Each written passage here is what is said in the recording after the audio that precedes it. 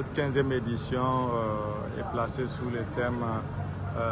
la terre, la vie, l'héritage, de la pénurie à la prospérité. Donc l'ouverture de cette 15e édition a été placée sous le parrainage du président de la République ivoirienne et de la vice-secrétaire générale des Nations Unies. Et ça a coïncidé avec également pour la première fois un sommet dédié aux chefs d'État. C'était l'occasion pour les chefs d'État présents de lancer un appel en faveur de la lutte contre la désertification à travers des actions urgentes et effectives pour la gestion durable des terres dégradées, comme on le dit. Et se sont tous engagés à atteindre ce qu'on appelle la neutralité carbone d'ici 2030. Donc c'est également un événement multi-acteurs qui, depuis chaque 2 ans, depuis l'avènement de la Convention, donc chaque 2 ans, les 197 parties, en tout cas pays partis,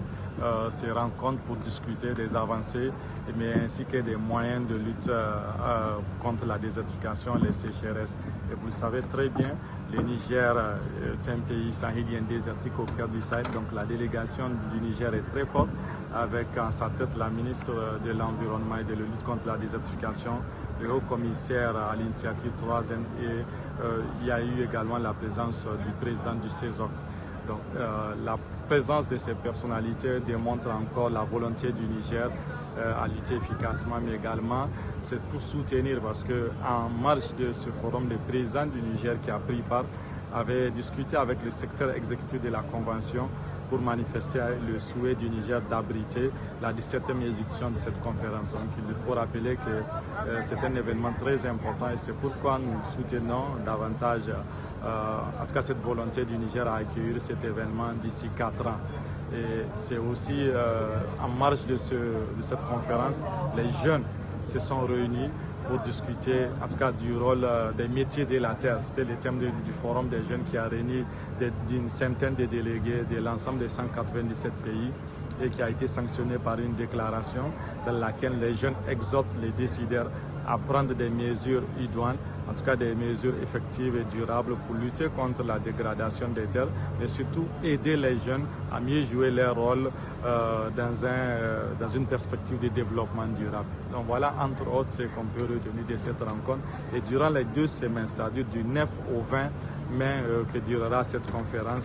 plusieurs événements pareils sont organisés, ainsi que des tables rondes qui sont l'occasion pour les différentes parties prenantes, non seulement de partager leur expérience, mais également de mutualiser tout ce qui s'est fait en termes de bonnes pratiques au niveau de nos pays, mais également de discuter et de s'entendre pour revenir sur une déclaration commune ou bien sur des décisions communes en faveur de la récupération des terres dégradées. Donc l'événement d'Abidjan a aussi permis au président ivoirien de lancer ce qu'on appelle l'initiative d'Abidjan, qui est une initiative très ambitieuse qui vise d'ici 5 ans à mobiliser 1,5 milliard, je pense, de dollars pour lutter efficacement contre la dégradation des sols